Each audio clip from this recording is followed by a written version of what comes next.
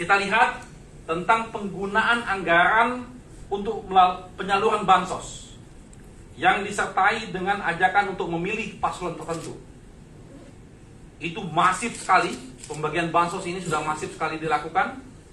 Lalu keterlibatan aparat penegak hukum untuk memantau petugas KPPS dan PPK.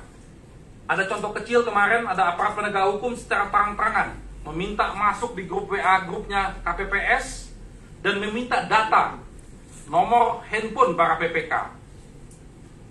Lalu keterlibatan kepala desa untuk memenangkan calon tertentu dengan berbagai modus. Kemarin kawan-kawan juga sudah ketahui, Kementerian Agama mengundang mahasiswa untuk melakukan sosialisasi pemilih.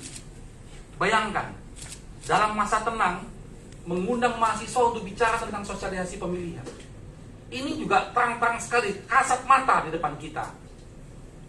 Apa hubungannya Kementerian Agama mengundang mahasiswa-mahasiswa ini? Dan kenapa dilakukan pada saat masa-masa tenang seperti ini? Tapi apa? Kita lihat bagaimana sikap Bawaslu. Itulah penyebab kita menjadi gusar kalau tidak menyampaikan ini ke publik. Lalu Kementerian BUMN hari ini mengundang Gen Z untuk kumpul. Apa manfaatnya? Lagi masa tenang mengundang Gen Z, tujuannya apa? Dan Bawaslu juga tidak bersikap. Artinya itu, proses itu lagi terjadi saat ini. Lalu skenario berikutnya untuk kedepannya, untuk memenangkan satu putaran ini dengan modus mengerahkan kepala desa beserta aparaturnya untuk memenangkan paslon tertentu melalui cara di desa-desa yang minim pengawasan, kepala desa meminta warganya untuk tidak perlu datang ke TPS. Ini fakta-fakta yang kami dapatkan di lapangan. Kami memiliki tim hukum nasional di 34 provinsi, laporannya sampai saat ini sudah masuk ke kami seperti ini. Dengan memberi imbalan uang. Kepala desa-desa tersebut memberi imbalan uang untuk supaya mereka tidak datang ke TPS. Sementara kertas suaranya dicoblos semua oleh kepala desa atau perangkatnya untuk calon tertentu. Kalau ini kejadiannya di Papua, namanya noken, ada aturannya. Tapi ini bukan di Papua. Lalu di kawasan yang pengawasannya relatif baik, kecurangan dilakukan dengan melakukan money politik yang dilakukan aparat desa sebelum pencoblosan. Pembagian uang secara masif dilakukan oleh kepala-kepala desa ini. Lalu potensi kecurangan juga berpotensi dilakukan oleh KPPS dengan berbagai modus. Misalnya memobilisasi massa yang tidak punya hak pilih untuk memilih, penggembelungan atau pengurangan suara dan sebagainya. Lalu ini juga sudah modus yang sudah setiap pemilu dilakukan, ini akan dilakukan lagi, yaitu melakukan pertukaran kotak yang berisi hasil pemungutan suara dengan kotak hasil suara manipulasi untuk memenangkan calon tertentu. Jadi kotak-kotak itu akan dibuat kotak yang sama, di perjalanan akan diganti.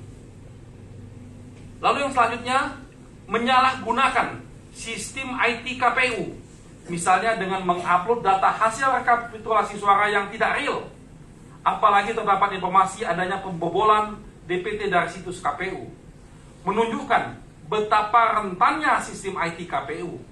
Terhadap potensi itu, tim hukum nasional Amin sudah meminta secara resmi melalui surat kepada KPU untuk dilakukan audit independen terhadap sistem IT KPU yang secara terbuka yang dihadiri oleh perwakilan semua paslon. Ini fair. Kalau kita meminta semua paslon hadir, kita sama-sama audit tuh sistem IT-nya. Tapi sampai saat ini kami sudah melakukan 2 surat, tidak mendapat tanggapan. Dan akhirnya kami melaporkan ini juga ke Bawaslu. Kami sudah minta Bawaslu untuk mengecek tentang IT KPU ini supaya dilakukan audit forensik. Lalu yang terakhir, penggunaan lembaga survei. Ini mohon maaf, ini harus kami sampaikan bahwa penggunaan lembaga survei untuk mengumumkan quick count atau exit poll yang tidak valid untuk memenangkan calon tertentu. Sementara pada saat itu proses penghitungan suara di TPS masih berlangsung. Hal ini akan mempengaruhi psikologi saksi dan masyarakat umum. Nah, itulah fakta-fakta kecurangan yang telah, sedang, dan yang akan terjadi. Untuk itu, kami menghimbau khususnya kepada pelaksana kecurangan di lapangan. Ini yang di lapangan. Kalau yang otaknya nggak bisa kami himbau karena sudah tujuannya. Tapi yang di lapangan, sadarlah bahwa kalian hanya diperalat. Nanti ketika menjadi masalah hukum, terjadi sesuatu, kalian yang akan kena. Baik itu kepala desa maupun KPPS yang ada di lapangan, masih ada kesempatan kalian untuk tidak melakukan kecurangan. Besok kami doakan ada terbuka hati kalian untuk tidak melakukan hal-hal ini. Demikianlah demi untuk menjaga integritas pemilu dari ancaman kejahatan yang bersifat terstruktur, sistematis dan masif, dan demi menyelamatkan republik yang sama-sama kita cintai. Itu saja dari saya. Terima kasih. Kembalikan kepada Pak Dirman.